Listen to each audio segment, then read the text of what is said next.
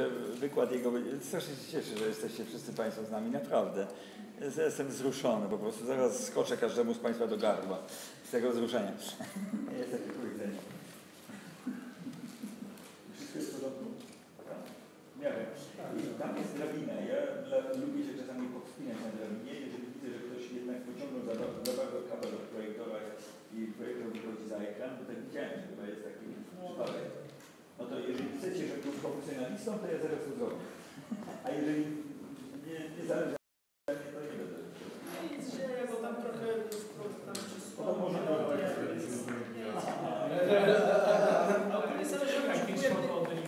zależy może w pewnej większej, by zobaczyć, czy siak będzie wychodził, więc niech zostanie. No, więc żeby utrzymać międzynarodowy charakter konferencji Imersja, to mamy znowu przełączamy się na język angielski. A jeżeli Państwo by chcieli jeszcze bardziej międzynarodowo, to mogę nawet powiedzieć po głosu. It was no fair. So you know, Polish center. I just ask you, we are getting again the international character of the conference, but if we want to be more international, you should speak Italian. Va bene, vediamo che cosa succede fra 10 minuti. Grazie signore. Diventa un mantra, it's called Italian mantra. So Italian translation. That's very good. German and Italian, there are some real issues. Imersja, start. Imersja. Doesn't work. Nice. Do you like the blue color? It's really impressive, more than immersive. Wait. Oh, Impressive immersion. That's what it is like. Oh.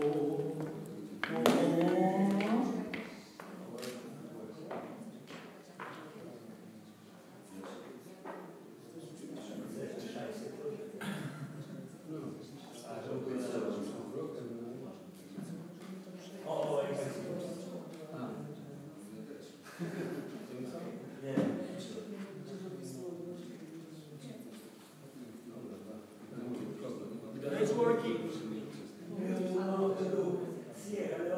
Wait, he sees it, I make it up all. I make a mirror.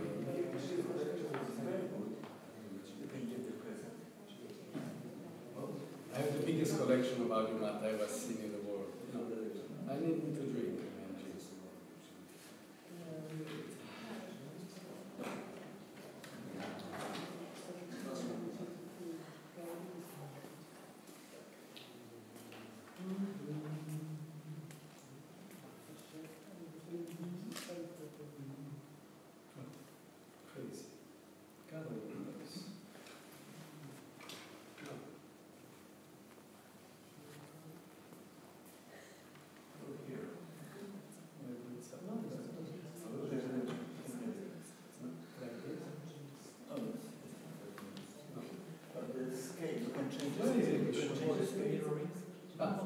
No, that's okay.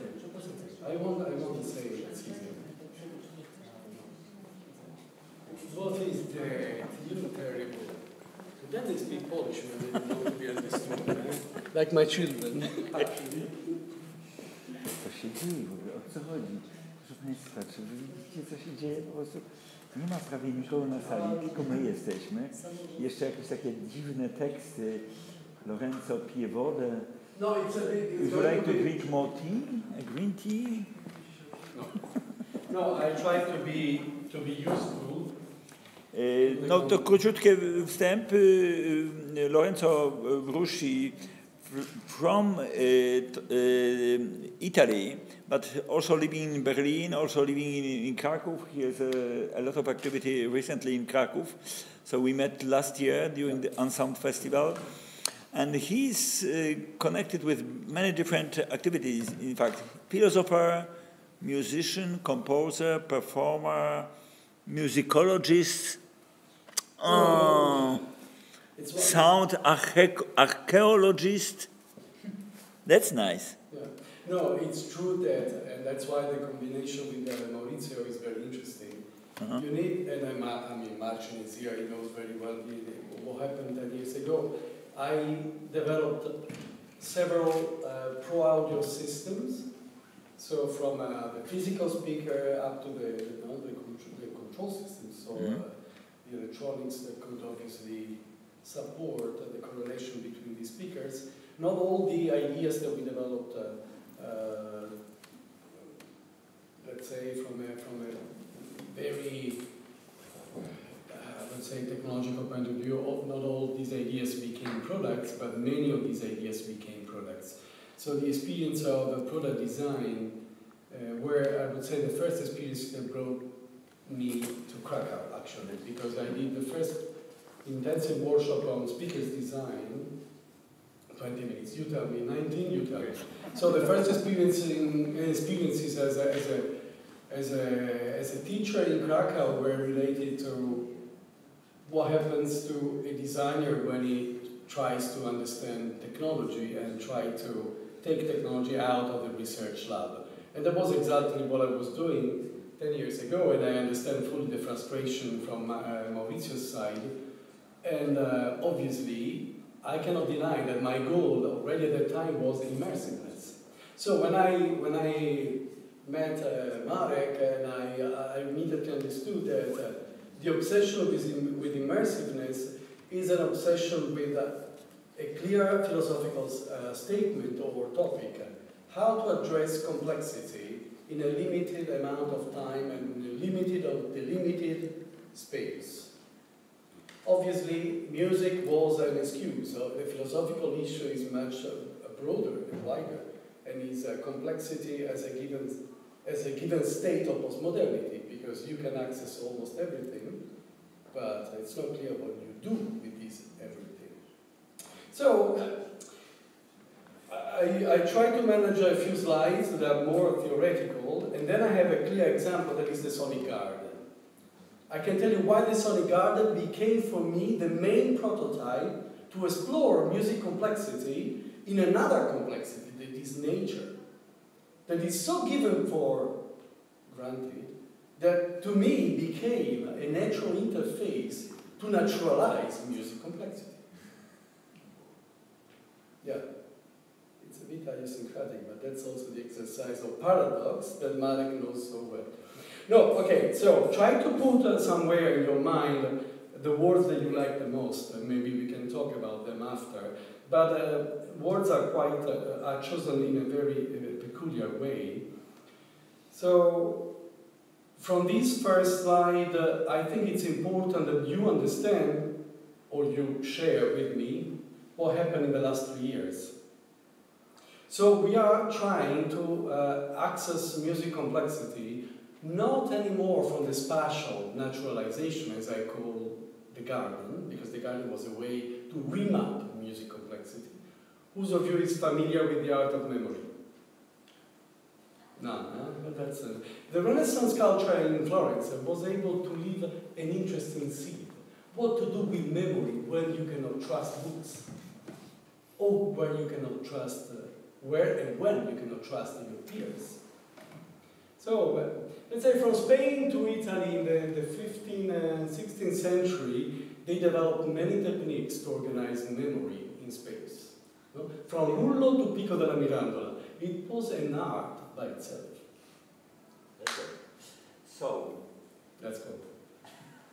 No, it's okay. Anyone has an Occam razor in his pocket. I have mine. No, but what is important is that I'm introducing AI.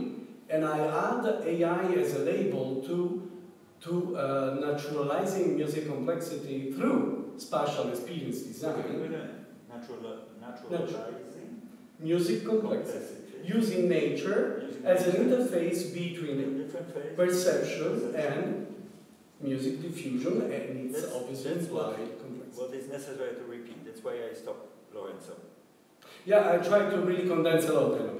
So let's say that from another point of this slide that I think it's important is read exactly when I say assuming computational intelligence is currently widely focused on the imitation and empowering of human perceptual states. But that answers to another clear topic, that is that mainly arts. Let's say arts, since what Marek was telling us in the morning, are very devoted in playing with our sensorial dystopies or contradictions or unpredictable surprises.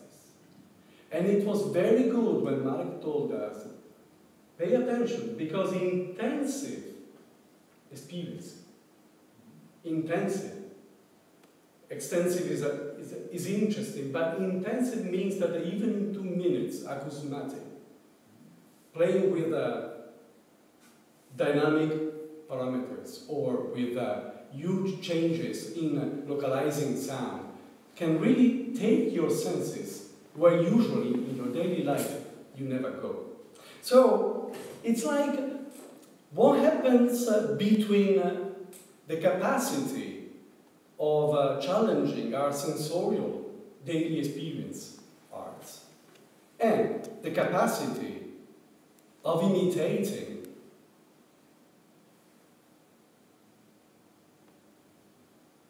music states or symbolic states in general, and that's how we train AI. But then, from there, go into capacities and implications that are completely not explored yet. There's a clear example of these. When you train a network with music states, it means a music database designed by humans, you usually use quite a big data set. Let's say 2,000-3,000 patterns. It depends if you are training for harmonic progressions or rhythmical patterns. But what you receive back is in the order of millions.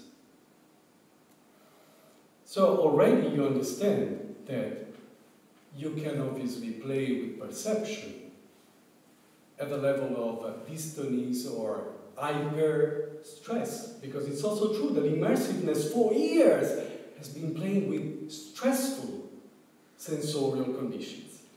What we are experiencing now in the improvised lab, no, at the entrance, you don't care, after a few minutes, you don't care anymore if the graphic is not appropriate, accurate, you don't care if the soundscape is completely fake, you just care about being there and performing well. Mm-hmm. That tells you a lot about what happens to you after 20 minutes, or 1 hour, or 2 hours. So, in a way, we are under stress, but there are clear contextual conditions that are asking you to be anyway performing. So at that level, AI performs so well that what humans are next, when it's a matter of balancing their sensorial control, sensorial design, and performance, is completely an open question. So it's clear that we decided 3 years ago to start approaching music complexity with artificial intelligence, but without forgetting that the real basis of what we are now developing is based on a clear definition of how sophisticated it has to be the physical place where the train happens, where the train into complexity happens. And that's how I define the ideal training place: immersive and sensorially controlled. So, indicative assumptions, because it's clear that we have 20 minutes. So, another topic to explore. We define immersiveness as a state of design-intensive hyperstimulation. A person goes through once the multisensorial accuracy of a habitat generates a totality of coherent stimuli, able to detach him or her from a subjective or objective defined environment, namely an external place. So we have inside and outside. It's like, I would say this is it's the core topic from I would say also from an ethical point of view. Because it's clear that my fear of emptiness, the void, no, I think you experience the same in the VR environment, is telling you that the coherency of the context is defining its credibility.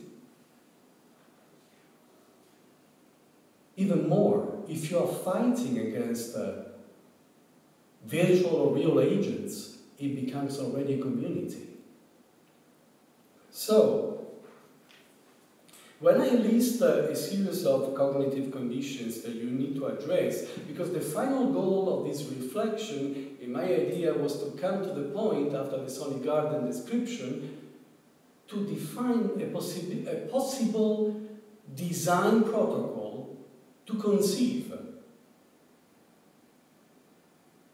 simulate, and develop immersive environments. It's a tool, we already have it, it's a mathematical model. No? We did it 5-6 months ago. It was for engineering, and it was a conference for engineers, so we wanted to demonstrate that what we do with a strong art and I would say sensorial design approach could become a body, a real design body. So I can share with you, because from an educational point of view, it's really very telling. But what is the real result? Is that you are able to mix the capacity of controlling sensorial conditions with the incredible power of symbolic states and physical memories. Why the Sonic Garden? The Sonic Garden was this mix between symbolic and natural preconditional states that I've never experienced before. What does it mean? I go immediately to some images from the garden, so I think it's easier.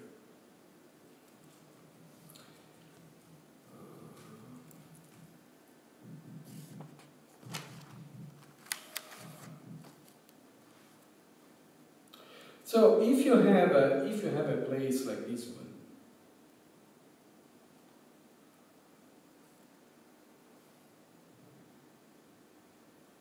no? Just some images, then we can go more in detail. When you have a place like this one, Paris, Berlin,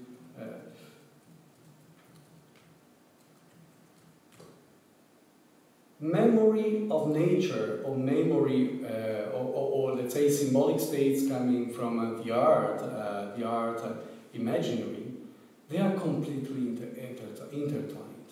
No? There's a very deep entanglement. So, if you imagine that this entanglement is a chance to naturalize music complexity, you immediately understand that if you design properly, the combination of these languages, that it means in this case sound, material design, botanical design, so you know, the way you obviously organize colors and vegetable and horticultural masses or horticultural features, you start seeing that these layers start to really talk one another and requiring an effort of coherency that is completely missing in the way that you are trained as a musician, as an architect, as an ecologist too. So, if you go back to these, you see that immediately I give lots of importance to hybridization of symbolic and physical. There's the relevance of self-generative, that it means that very often portions of the installation were totally generative. But there was also a relevant point in discussing continuously, like an ongoing negotiation, the balance between natural and artificial. So, obviously, it's like what happens when the garden materializes its conditions in a way that the people realizes how physical is the garden, because, for example, it rains, but they can never recognize the same music, for example, or they can never feel that the music is controlled by an intelligence. Combinatory relations, it means that the intelligence is distributed. Another example, Many areas of our gardens in the past, but till today, some are still running, were noise masking installations, reacting to the energy coming from the noise, the pollution, the sound pollution happening in the street. So, this balance between power and depower, or power, control power, and distributed power. This balance and balance relationship between memories that are consolidated or that are maybe consolidated, like the memories coming from your natural experience. Everybody thinks that they know what a tree is, no? Obviously no, but this is how we experience reality. And that's relevant for my critical point on immersiveness. So we come to reality being aware of its main dynamics. But in reality, what we experienced with the Sonic Garden is that people start dealing with nature in the time dimension. And music was a provocative dramaturgy to rediscover the intensity of nature. So what is artificial at this point? So, but I tell you, I'm talking about 2002, 2003. So it was the moment that I stopped to be just a composer, and I said, there are so many good composers. Why don't we start talking about spaces where to experience this complexity? These are not labels, because you are all composers, very mature, you are multimedia artists, incredibly able to reference their expression. But on a daily basis, this richness, that's why I was mentioning the art of memory. How do you distribute this complexity in space? And there's another very provocative statement, even more provocative. It's this one. Is there any way that is not immersive to access complexity?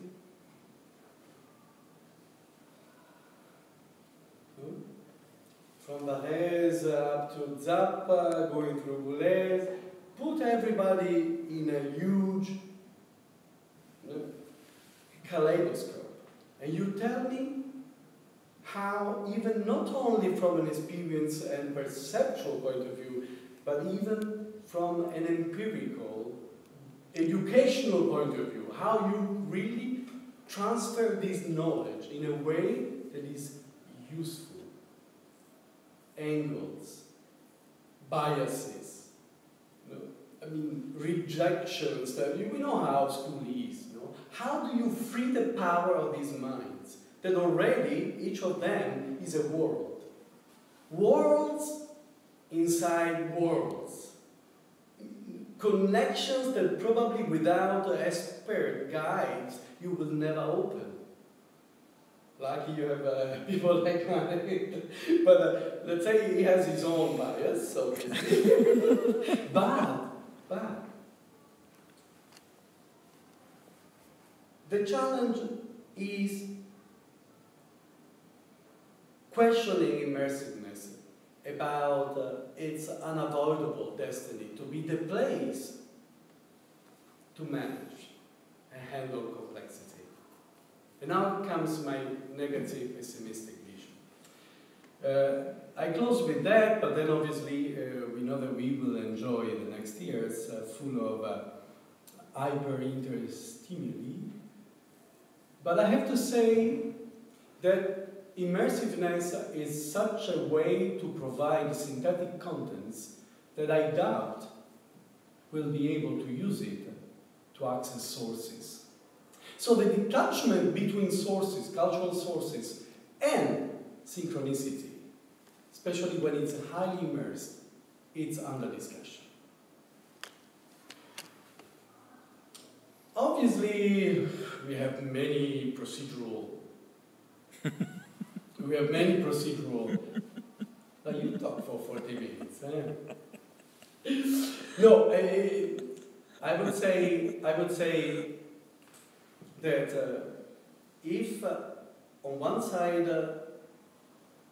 immersiveness, synchronicity, and obviously the risk of not having enough mediators between cultural sources and action, so and use, that's clear. For anybody into media content design and media industry, they know that it's enough to have good libraries and good operators, and you don't care about composers, okay? Sorry, I mean, this is the reality. It's not that I come here and say, this is a flourishing, blossoming moment for media thinkers and makers. No, this is the worst moment in the history of media arts, because this is the moment where synthetic actions, including our robots, are really substituting significantly human laziness, at least human laziness. They are the first. But then, who's disappearing? People able to handle complexity. I could make examples like in mathematics. You know that in mathematics at the moment, there are people scared, seriously, I'm talking about professors and teachers, because they see that the students, they use more and more. They are not calculators, they are sophisticated calculators. But in a way, the risk is that if the students are not able to do the full process to generate a result, probably, who owns the patents?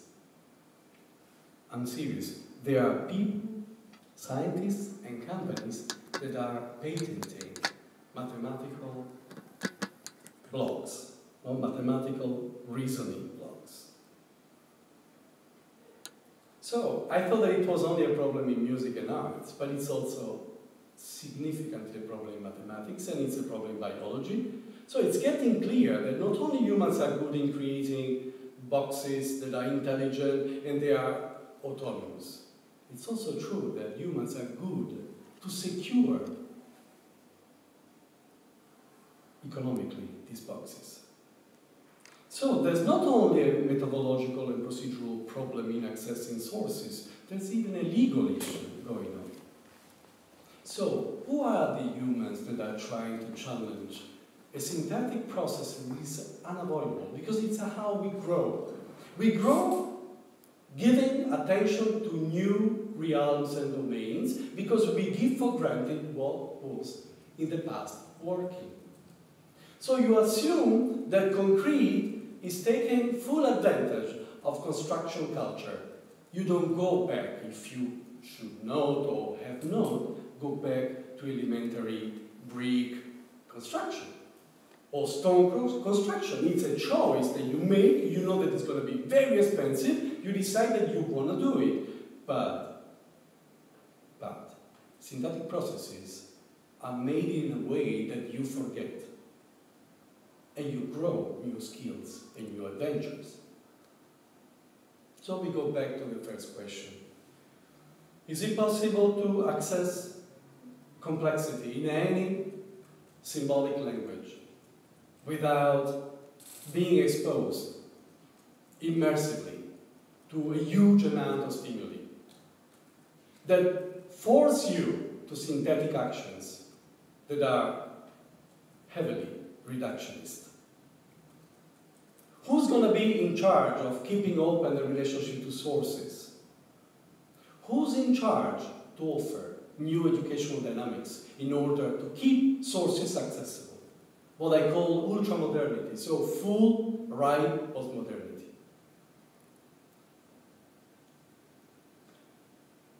I don't want to say that AI is the only answer, but I know that there's an answer when computational powers are tools the humans are developed and trained to use properly, and properly means systematically. So humans at the moment should change a bit the way they are trained, at least. Okay, so that's in 20 minutes I cannot really squeeze the last slide? No, they are like 25. Look what we have to skip now. Now imagine that was a sort of introduction, And then I was going to the garden and then going back to the mathematical models that describes how we design sonic and immersive spaces. Yeah. Any question? Please. That's not only the only occasion to ask the question to Lorenzo, but in this very moment, that's the only one. Yes? No, I mean, it's nicer if it's obviously an occasion to discuss, because... But can you say something about those sonic gardens?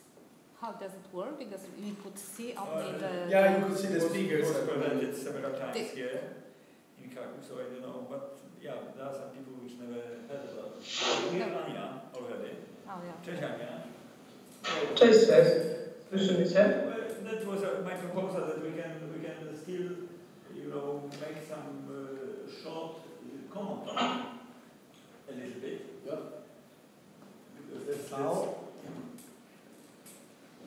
You see me, Lorenzo. Hello. Do you hear us? Ania. Słyszę was kawałkiem, nie słyszycie? No właśnie, bo to jest, dzisiaj mamy troszkę problem. My Cię słyszymy bardzo dobrze, także ja myślę, że to jest tak, że my tu jesteśmy w tej chwili razem dalej z Lorenzo, we are together here, and it's your turn now, that's your presentation, so try to come back to video sharing, because you already make a video sharing. Okay. Mamy to? Tak, Widzimy? mamy. Widzimy, możesz nawet tam kliknąć, żeby to było na całym ekranie. Ja nawet jeżeli nie, to jest czytelne. To jest okej. Jest czytelne. Tak, jest czytelne. No to sprawdzamy, czy to jest ten tytuł, który został podany w programie. To jest ten tytuł. Tak, odwrotna inżynieria imersji. Reverse Engineering of Immersion. That's the, and it's here. So that's correct. Immersion. It's very correct. Yeah. She's an engineer. Tak będę mówić za inżynierów. Okay. So your turn. Anna Olszewska from Wydział Humanistyczny AGH w Krakowie. No i myślę, że to tyle, bo ja również sobie i tak uruchamiam linki do wszystkich osób, które pokazują. Nie będę niczego wyprzedzał, także nawet nie wyprzedzę nawet Senstera. Dobra. Nic nie powiedziałem. Doktor Anna Olszewska, z którą współpracujemy od pewnego czasu nad jednym bardzo ważnym projektem, ale to oddaję jej głos. Dzień dobry, bardzo miło mi do was dołączyć. Podglądam was od jakiegoś czasu na streamie. Chciałam opowiedzieć o takich działaniach, które związane są z imersją właśnie w kontekście odwróconej inżynierii, odwrotnej inżynierii. I punktem wyjścia będzie taka obserwacja wyraźnych różnic pomiędzy strategiami tworzenia, dzieł sztuki, tworzenia pracy, strategiami ich odtwarzania, czy ich rekonstrukcji. Możemy zacząć od... Mam pytanie, tak? czy ty możesz po angielsku? Bo mamy tutaj dwie osoby, które już miały swoje prezentacje. Jest Mauricio Valdez, jest Lorenzo. No i część wykładów... Sure, I can switch. Yeah. You can switch, okay. We can make it like this. Okay, so Sean Cubitt, one of my favorite authors writing about digital art, stress diverse strategies of digital art making, telling that engineering in software and hardware is something different to being focused on interactivity, immersion, or networking as constitutive factors. So, what I would like to show and what I would like to tell about today and discuss about today is a situation which is somehow reversed comparing to the moment of art making. I would like to tell about some connections or complex connections between these two approaches that might become crucial for some reverse engineering projects. I mean, working with the code and working with immersive values. So the project in question, oh, here it is called Sensor to All. And this is the one, Marek, you've mentioned a minute ago. It is a project carried out about the humanities faculty at Krakow AGH Science and Technology University in partnership with the other departments of our academy, as well as intermediate faculties and the Academy of Fine Arts in Krakow. So many people are involved. And that is also one of the important things that we did about. So Marek Poniewski, Grzegorz Budyński, Sonia Miecka, probably a few more people attending this conference and maybe staying with us as well are here, are in. A few words about the machine, about the work of art we're dealing with. Well, it's a large-scale cybernetic sculpture, 5-meter-long steel construction equipped with hydraulic that enable the movement of the arm of the sculpture. It was constructed to react thanks to the set of microphones, Doppler sensors. It reacted to sound and motion in its surrounding. The interaction sequence was regulated by a program written in assembly code and implemented into a computer designed by Philips company. And this is something, the account of the code as a controlling element of the design is quite important when we look at what Edward Ignatowicz, author of the sculpture, writes and tells us about his work of art.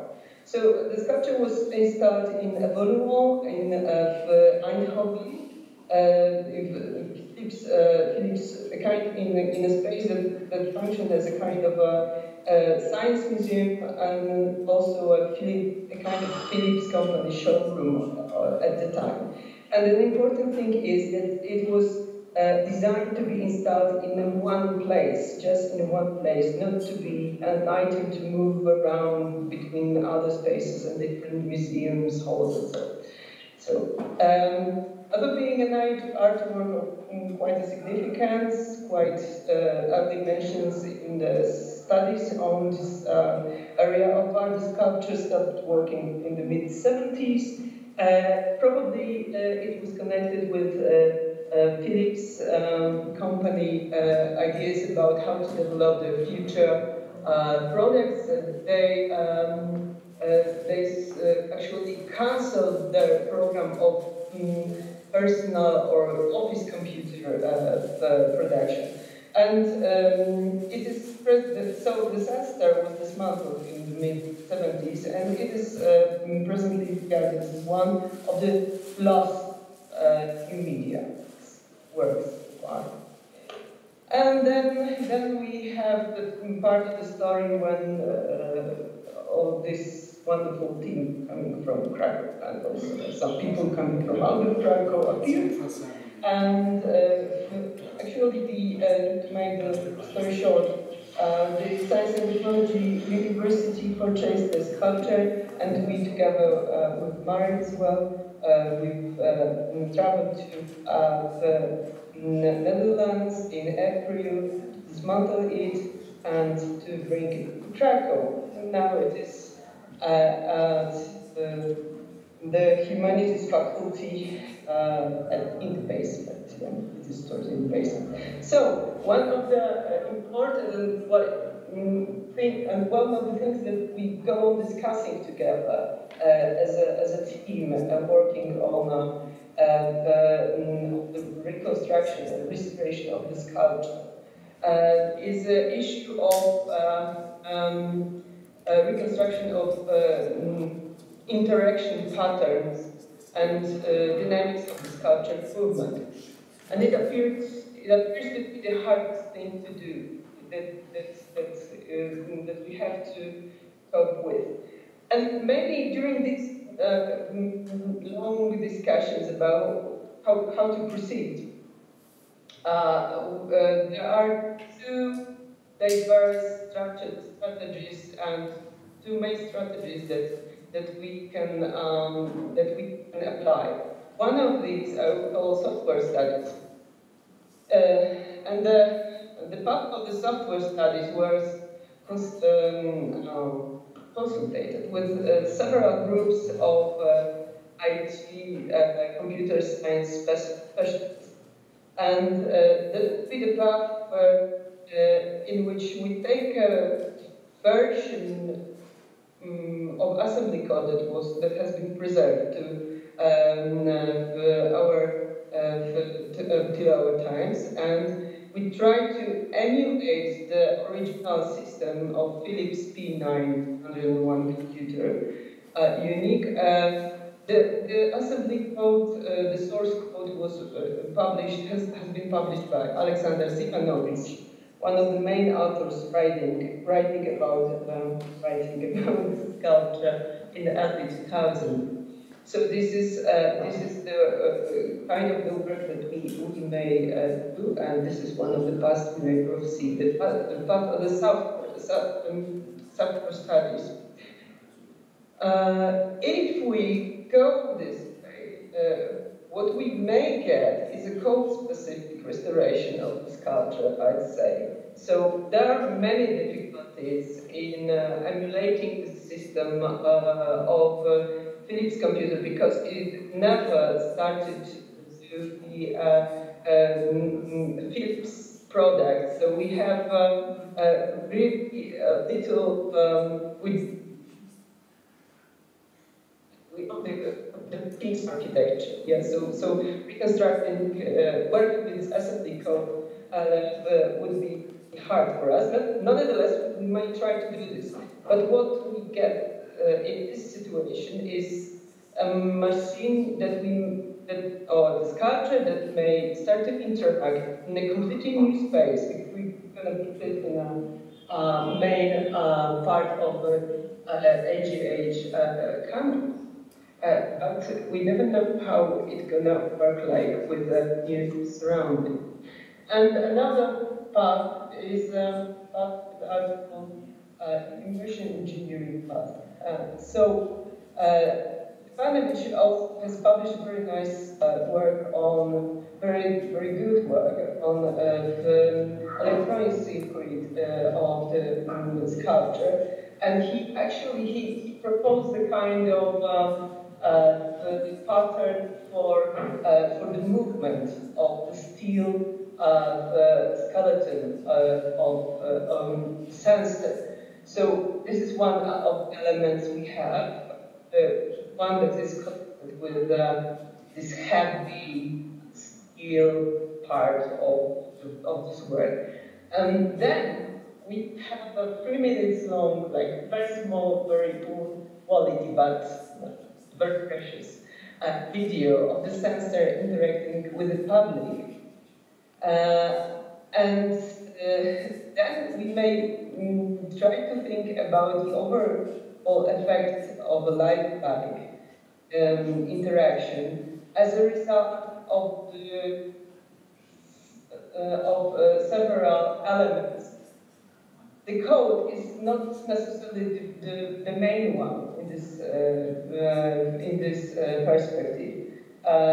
The sculpture's construction, physical construction qualities, and the interior's acoustics are also important.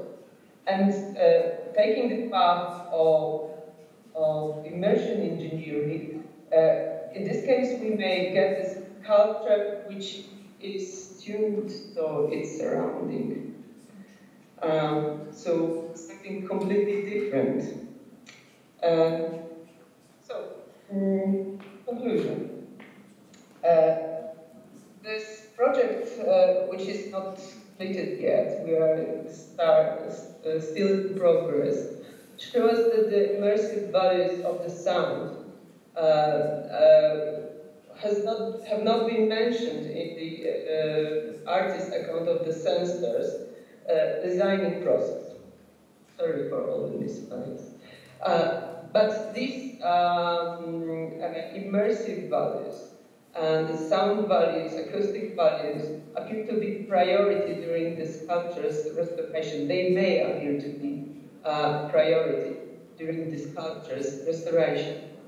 We can generalize this observation, telling that in case of works of art equipped with sense-like inputs, immersive backdrop emerge once the piece has been activated. So immersive qualities, immersive values appear unexpectedly once we allow this. And I think this is something important while we are discussing choice of strategy to take. Because tuning culture to its new surrounding would take into account aesthetic of its past performance.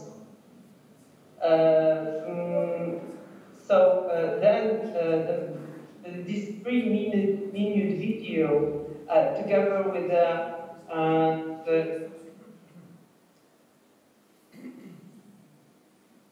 site-specific acoustic of its new surrounding would be important. And so, as an adjustment method rather than a source method of interaction, which means that this path may allow us to recreate the quality of interaction between the sculpture and the public in quite an exact way, but it has less to do with the way which was taken by the artist himself. So reverse engineering is not necessarily in the art making of the strategies that this example teaches us first. So well, these are issues. Right. Thank you.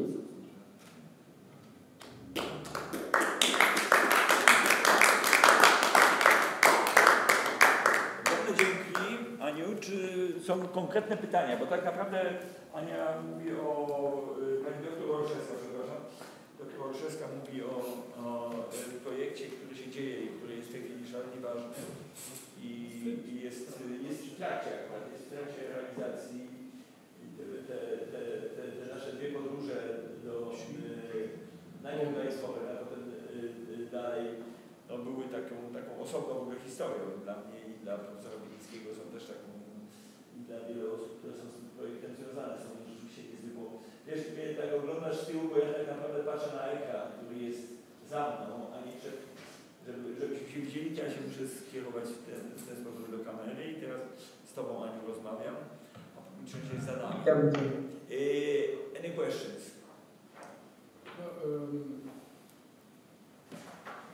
It's quite coherent. No, it's quite coherent, Walter. That was my suggestion that we can continue a little bit like around immersiveness. So there are many examples of how Philips was deploying research in technology. Can you hear? No, there are many examples. Słyszę tylko, że było wiele przykładów. So there are many examples of how Philips has been deploying research, significant research, is since the 50s, and I think it's important to understand that distributed intelligence or distributed sensitivity was a big issue in control design, in the 60s and 70s.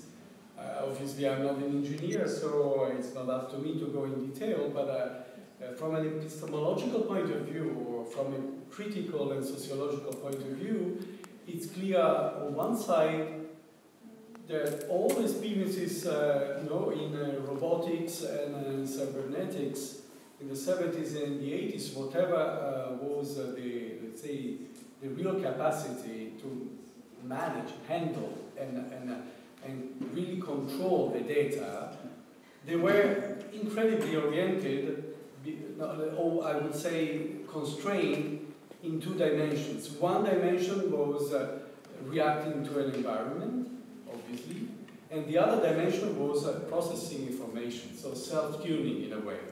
The point is that there were limits to really do it. So it's not surprising that the project was suspended. I mean, I don't have direct information about what happened, why the project was dismissed. Probably you have more information about these. But my feeling is, again, that when it comes to immersiveness, we are called to a real understanding of what it means, intelligence. Or as a philosopher, I could introduce another interesting category, that is intentionality. There are big discussions on what is intentional. You know why? Because when you find out that intentional means to read a capacity to interact quickly, pertinently, with a certain degree of efficiency, you say, oh, I'm in front of an intention. So, obviously, the difference between a machine and a human completely fades away. Mm-hmm. You can enter, I mean, it's not a moment, but it's clear that from the Turing test up to real efficiency tests that you can run on active, pertinent, necessary agents, you are facing the definition of intention. So cybernetics in the 70s was already trying to address this point.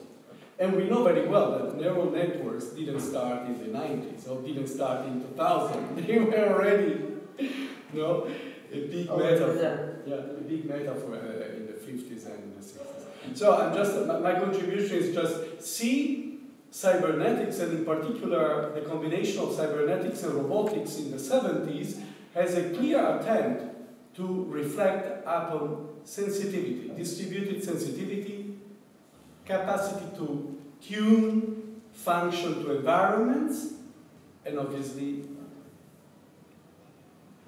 opening the question of how an actor is sufficiently stimulating and stimulated by a context. So this is again a sort of paratext to the definition of immersiveness. Immersiveness, yeah, please. Yeah, I think that you are right about this point of view, but what strikes me while I'm reading texts by Ignatowicz himself is that he clearly did not mention about it, and this is the point I find quite surprising. He was writing about emulating the real life interaction with using very simple pieces of codes, and that's all. But I miss this part you're speaking about in his writings. Yeah, but can it be like that? Maybe it was something that developed later. I'm not sure that a single actor probably cannot handle all these inputs or this complexity. But in particular, I would say Phillips is again an interesting, articulated system of technology actions and research actions during many decades.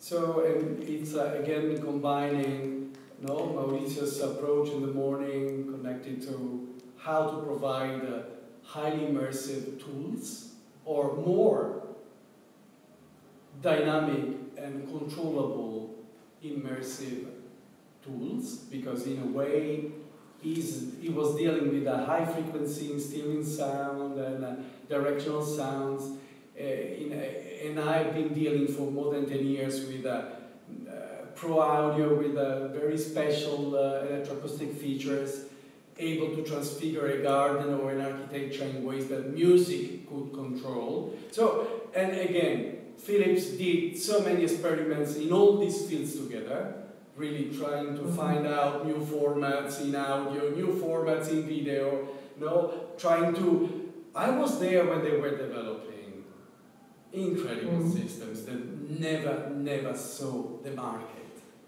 From the lighting up to the sound, going through RGB advanced environmental controls. So the story is clear. The intelligence is not only the designer in this case, or in his writings for sure. The intelligence is in the entire group of minds that come together and try really more or less aware. They try to offer tools to face not only the research lab. And this is a bit the fil rouge between Maurizio and me, even with differences, trying to see how to face the intensive context of life, where things are happening, together with a guy that is reading, someone reading a newspaper, another one is, afraid of the rain, the other one is running away, the children are, bored, and you have like 20, 50 people like that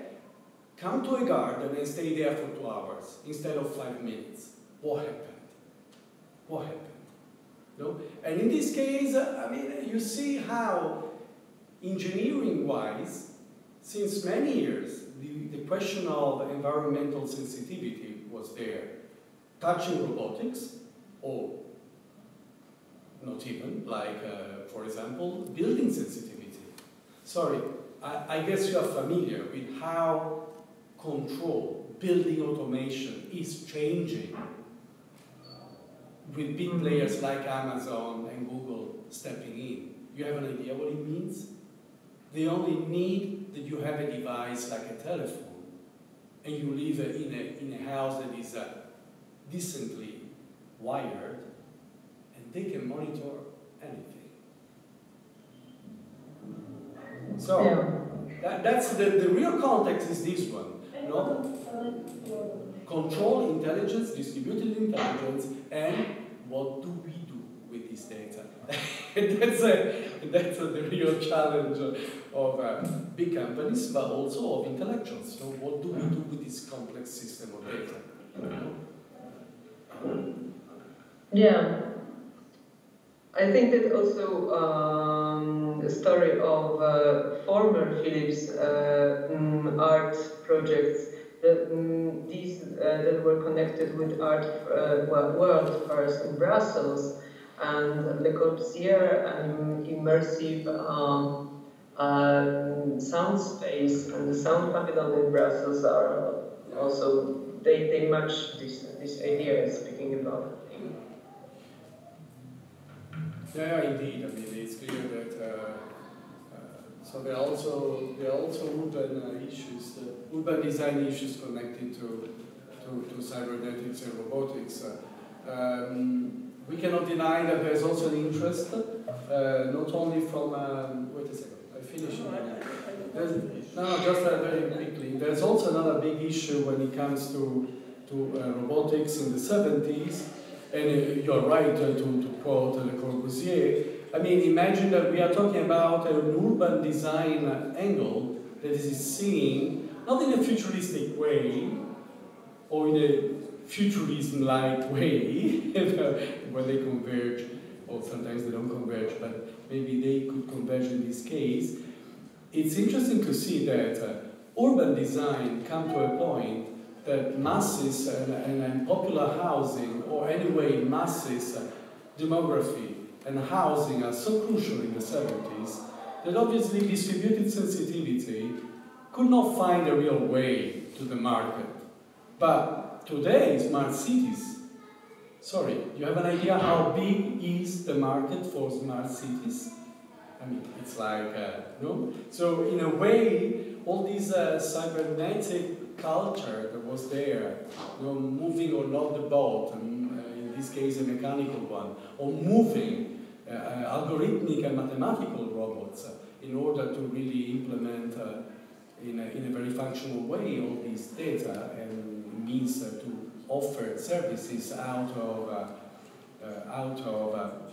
huge collections of data is obviously an open task, because it's clear that you can park better, you can reach better the places that you want to reach. So it's true that there's a functional potential for creative and sensitive data management. Obviously, functionality can take over easily. And I think that the goal of the conference is also to see how arts can take advantage of all this potential, or even influence how these data are obviously managed not in a predictable and functional way. So the Sonic Garden was also a huge provocation for designers, architects, engineers, botanicists, naturalists. I mean, that was it. It was a big postmodern amusement park to see how all these cultures together could design a different city. So in this sense, I see all these engineering levels meeting art and obviously posing questions. Yeah, thanks. Hope we meet and we have a chance to discuss it again. Absolutely. Thank you. Thanks. Dziękuję bardzo. Dziękuję. Super, do zobaczenia niebawem. Pozdrawiam. Dzięki. Pa. No i proszę Państwa, przechodzimy do ostatniego przedłużonego prezentacji Maćka Walczaka. Państwo mniej więcej się domyślacie, czego będzie dotyczyła.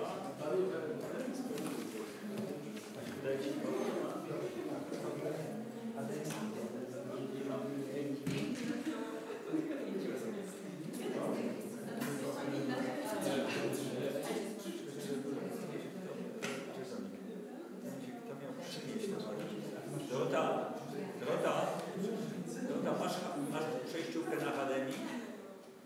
Nie, ja mam niestety na DisplayPort. Mam DisplayPort na VG, nie mam na akademii. Znaczy, jeżeli masz przejściówkę... A masz DisplayPort u siebie? Jest, mało. Ale to tak jest, to DisplayPort jest tam. Ja używam tamtej.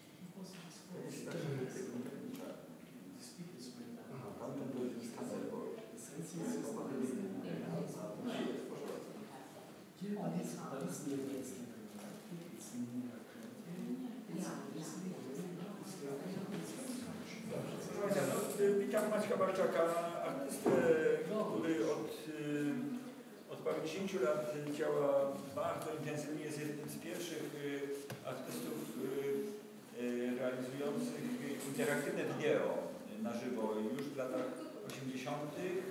To był komputer Amiga, Commodore. Na samym początku był komputer. Najpierw był Commodore C64, potem była chyba Amiga, to był model Amigi. No, ja pamiętam te czasy, bo to wtedy rzeczywiście po prostu nie mogliśmy w ogóle uwierzyć, że coś takiego się dzieje i to były w ogóle prezentacje sytuacje no, całkowicie magiczne.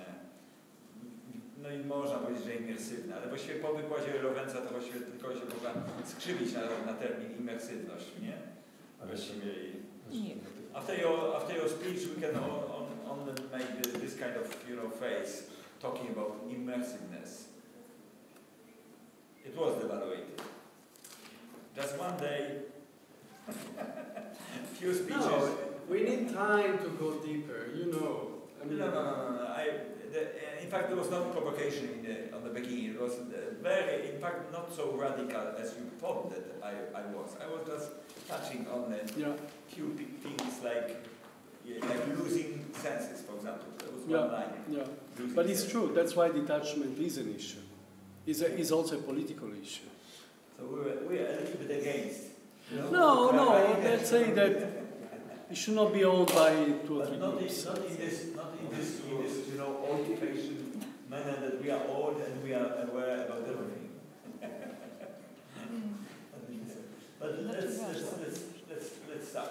Maciej Walczak. It's really great to have you here. The question, the very practical question about tomorrow. Can you still be with us with the system? No, with pleasure. Questions are not. Okay. No, not so long. Okay. So it's dependent to know how I will play during the concert.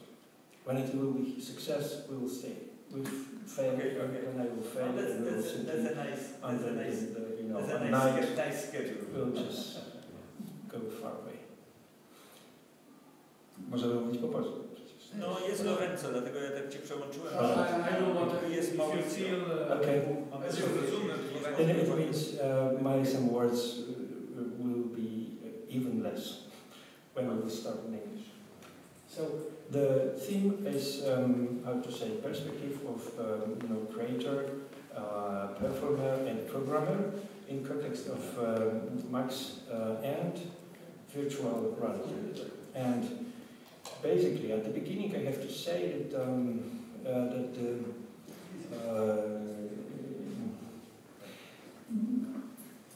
I'm thinking about reality and Max, and those two things are, how to say,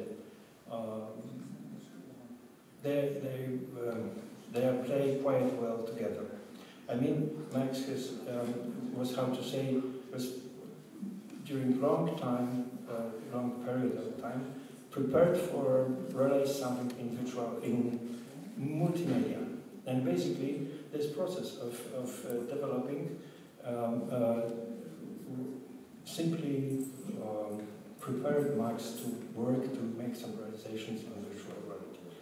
So basically, the idea or some things or my how to say some words about perspective from those 3 points is basically the relation to virtual reality. Because about Max, I can simply say that, of course, we can think about Unity or Unreal or other systems to prepare something for virtual reality.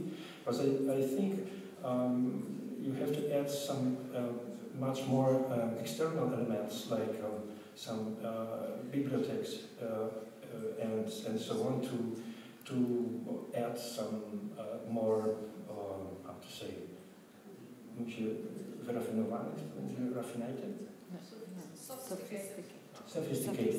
sophisticated, some more sophisticated or specialized,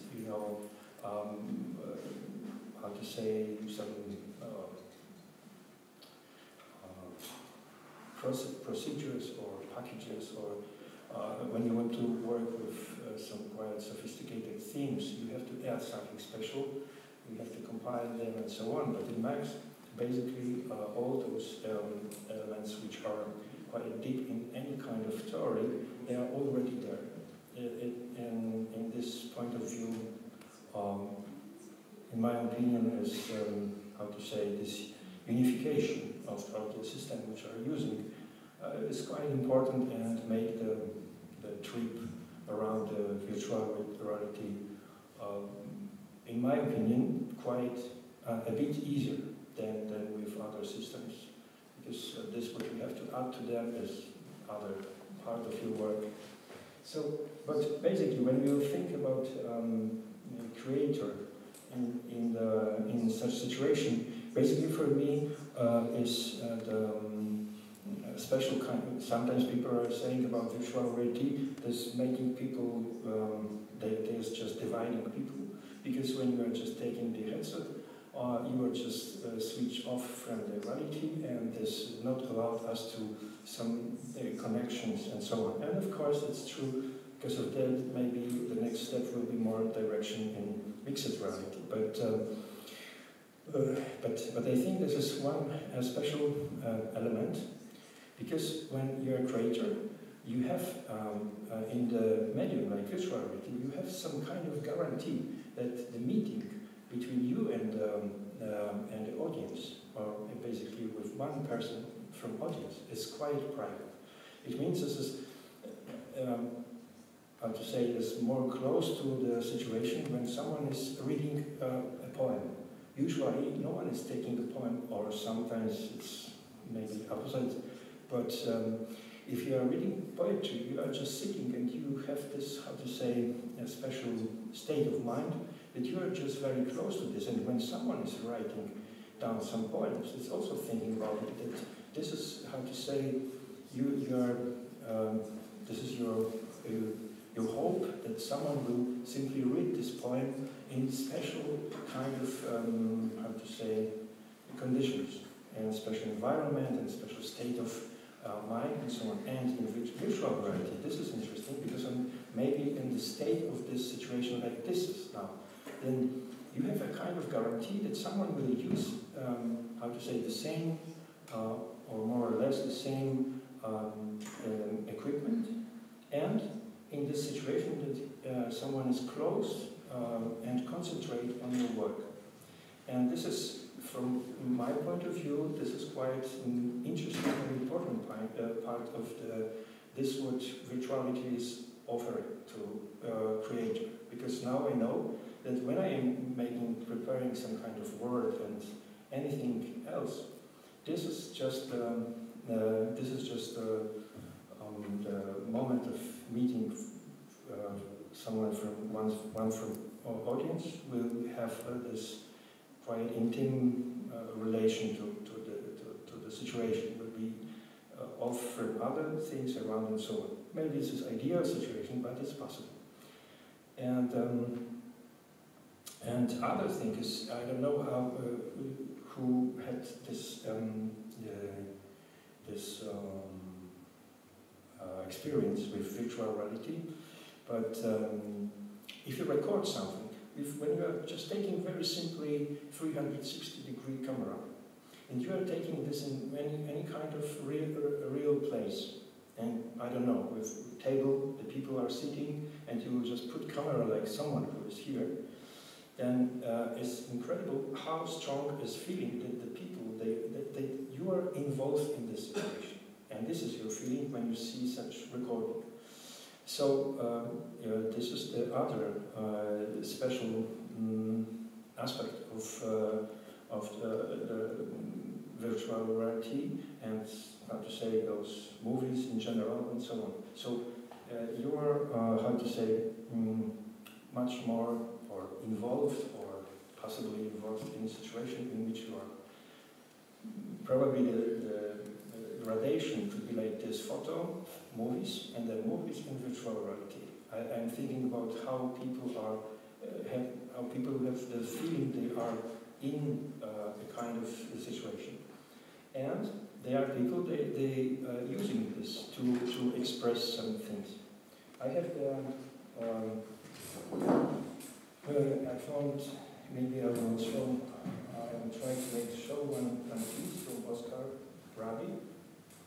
Asen. Because probably it is a bit longer, I will just start it a bit, and then I will just say some word about this, how it was a competent start. I'm not sure how I can connect to the internet question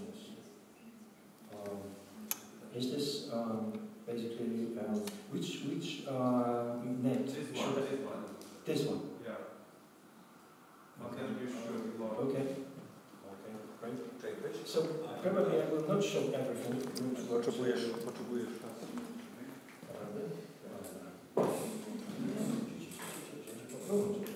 nawiązane połączenie z nową siecią AL. Dużo? tak, żeby nikt nie słyszał. Dobrze. Jakieś tajne hasła.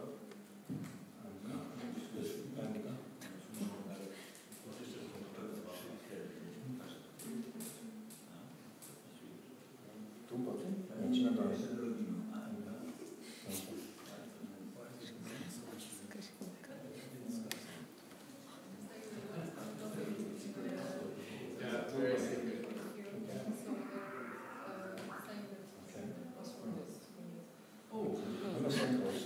Very nice lecture. So you see how it works. Nice pictures. Okay. So, once again, this is just trial. We'll see. I don't know how it will be with sound, but oh, maybe Should be this okay. way. Yeah. Okay. Oh yeah.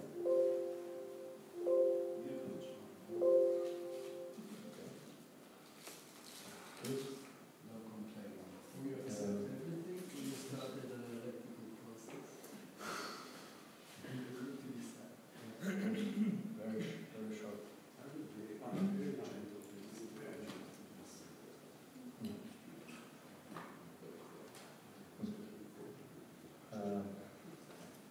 Okay, so then maybe I will read down what is here.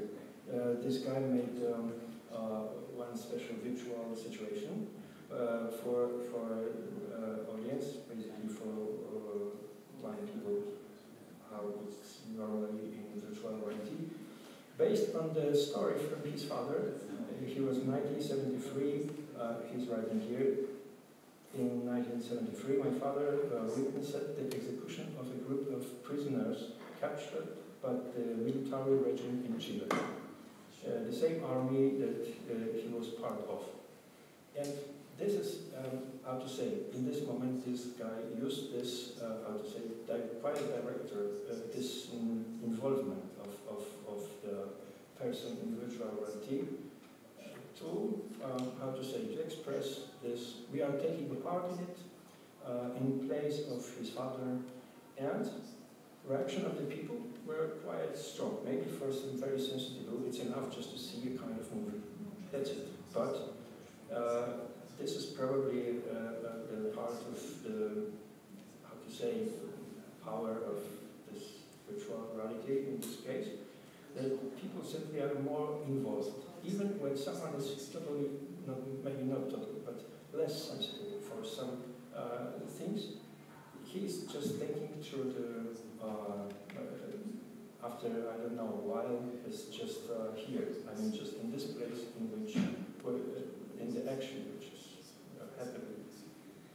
So, there are two elements, from my point of view, quite interesting, and also have some other, how to say, other example, also from the point of view of creator, but I think maybe we can just, this is just an example of the same idea, this kind of involvement. The best idea would be simply to have this application and simply start for you this over there.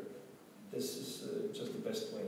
And when you will you self experience, you will have self this experience. And now I will just go to the performer. And from other side, this is of course there's also other aspects of the creator, because there are many, how to say, many new ways to build some, in quite easy way, to build some new, how to say, instrument for some people. Even if someone was thinking about a kind of orchestra, that one guy is playing sky, other one is playing trees, other one is playing river, other one is playing something else, and some people can choose they are playing simply people in this virtual reality or environment. And and the creator can also think about such way of realization, some places for performers. So from very easy solution, maybe some of you saw this soundstage program. Over there is possible to build extremely complicated sets of instruments, and especially you have the space in which you can, this topic, the topology of the space can be used by creator to prepare the space for performer. And from other side, when we are thinking about performer, there are some,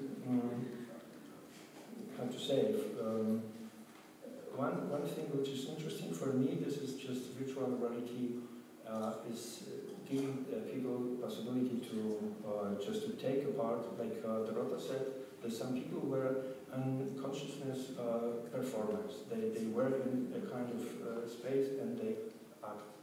And of course, here it is possible that they are really some ideas from creators with consciousness, and they also have all those tools to prepare their own, how to say, instruments, well prepared to realize some ideas from creators. And of course, I have here some examples, but I think better would be just to go to us, because we are not. There's not a lot of people here.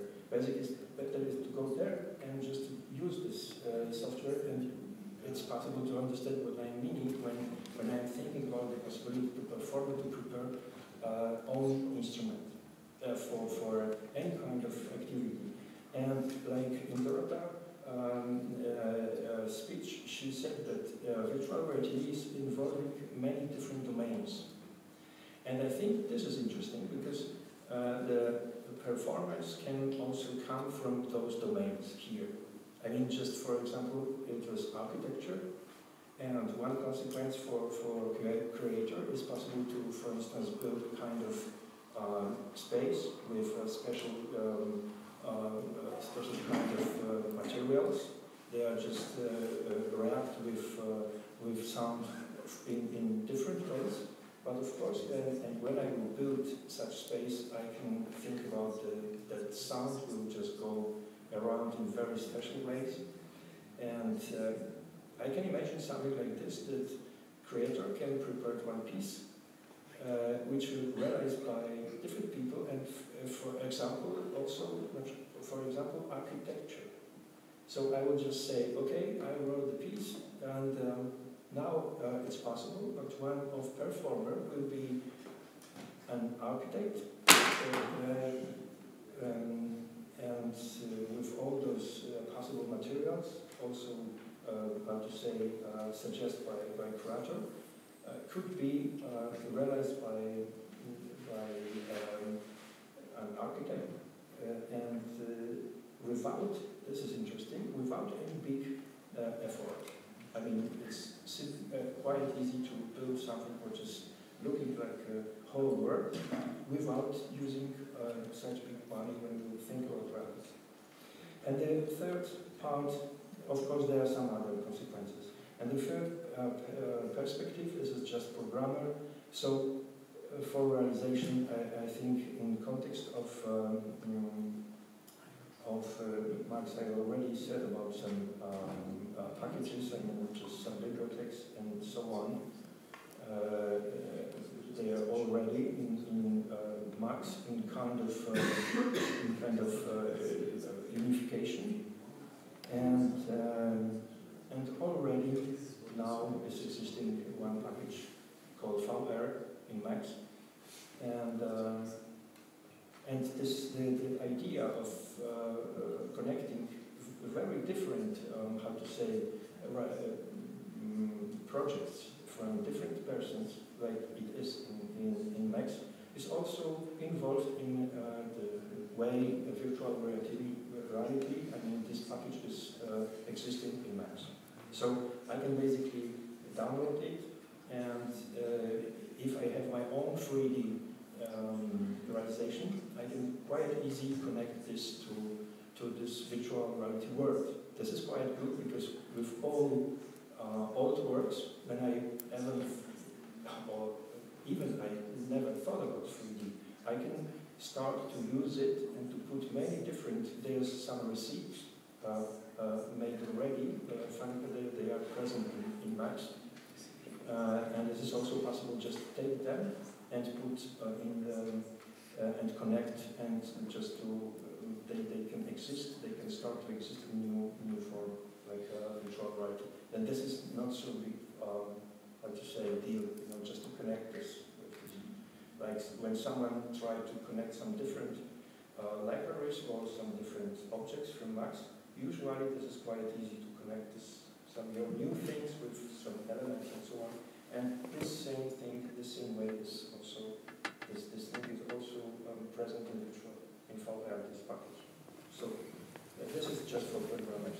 So this is easy. Of course, you have to multiply the time 4 times, and you will have answer, but anyhow, it's easy.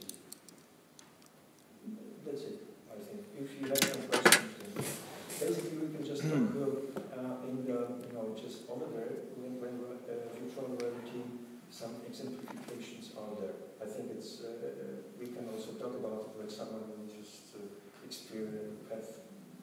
some experience, and then we can just talk about it. Because we have some different examples from for some creative activity and also simply some games they are taking idea about the quality, actual and so on. So my question about tomorrow. Yeah. Can we make the arrangement that the system are still available here? Yeah. Like, what do you think? Because we start at 11. As a question to the whole audience, to all of you, I want to ask you, all of you. Be careful, you're ask you too. Marek, be careful because you're online. I know. They are already. But I'm not online because he's online. He's online. Only my colleagues, we are clapping, all the time, like. There's a big crowd all the time. Samples that you're triggering. Everything is immersive. Are you asking if we are going to be here, or what are you asking? No, that is the question, because you stay here. Yeah. The room upstairs, we can simply arrange our activity with virtual reality all night. No. That's another sound. Nobody's mentioning. I can sue the organizer, because I'm against the organizer because he made a very big mistake, and many of them today, like presenting this beautiful system in a foyer during the conference. What is this? It's completely wrong, It's like a fake story. So what is this? How can you do it? So people either there and they are not correct because they should be here, Then in fact they are not here, not there. In fact, No. This is not so bad idea because in fact we have just two how to say headsets. So there are 2 persons, 1, 2, and so on. This is very good. So should we open the list? It's okay. I was always making the line with this is the story, because when you get to 1 person, then you know that you are 3 persons. Mauricio was in the saturating line. Yeah, someone you was already. Or we can do it. You are coming, all of you coming tomorrow, and exactly at 11 o'clock, all of us we go there, and there's a first speaker who is in trouble. Well, my friend Professor Biliński. That is not correct. I wanted to ask you, are you familiar with the pieces, the installations that Ricardo Klimen makes with this virtual reality? He has this virtual environment in which you're finding pieces of synthesizers, and then you have to go to another place and build them. It's the only background that I had of this, what you showed me today. But it was very rustic when I saw it. It was 2010, 2011. So I'm sure now it could be way better. Just to put them together. There's an answer for this question. I'm sure. No, you're not. I agree with you. Sorry? I agree with you. You might agree. Yes. Yeah. Oh, that's correct. Yeah, I think. That's the correct. It's very positive. You know. Can we create some disagreement and some Well, you have surprises? Is it possible that everybody is Lorenzo, let's invite all the crowd, you know, to our common performance of Playrec number 103 today. Okay. We have many great instruments on stage. No, you'll see how does it work.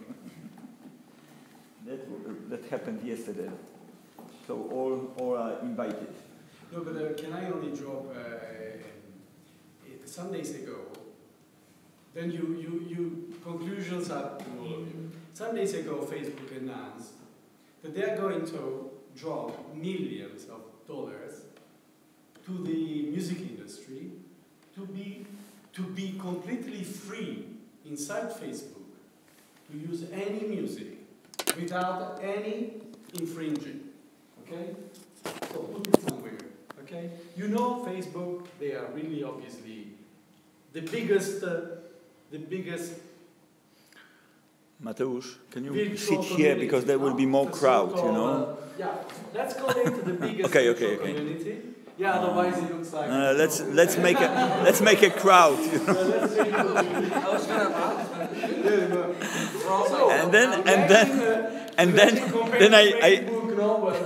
then I cover, you know, and you go, all of you go there, and like a panoramic, you know. No, not yet. Okay. Okay, but I just so on one side you have change the clothes, you know, in between. You know. That's why politically Marek is always with the power. Okay, wait, let me finish. It's a joke. So you have a platform that is going to pay money to an industry in order to, in this case, the music industry, but probably it will happen for more, to really have the people in the community able to use any music, or I would radicalize, to be any musician. So you could be Madonna tomorrow, nobody's gonna care if you're Madonna or not. That's no, because I'm saying that you are clearing any potential criminal infringing or illegal infringing if you say that now you are completely free to be anybody you would like or you ever wanted to be. So, look at the face. Now put together virtual reality, the biggest digital community ever. No? Wow. Where people spend so much. How much time do you spend on Facebook usually to take care? I was seeing you before you were updating. 25 hours. Yeah. So imagine a self-sufficient, self-consistent, self-relying, relational platform, able to provide immersiveness. Our prophet. No, I'm just putting some critical elements. I'm not saying the conclusion. I'm just saying put together virtual reality, identity problems solving. It means that I solve any problem with identity because you can be anybody. You are inside the community. You are not infringing. Wait a minute. Oh, it's wrong. I don't transmit it. Wait a minute.